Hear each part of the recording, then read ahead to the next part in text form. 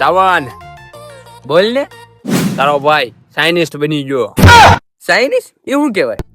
અરે સાયનિસ્ટ ઓલો જેઠાલાલ માં નો આવે ઓલો અય્યર ઈ રહ્યો ઈ. એલા સોરી સાયનિસ્ટ હું સાયન્ટિસ્ટ.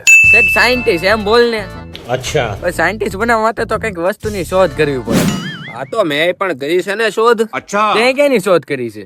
હાલ તને બતાવો હાલ મેં કેની શોધ. હાલ બતાવ હાલ. चलो भाई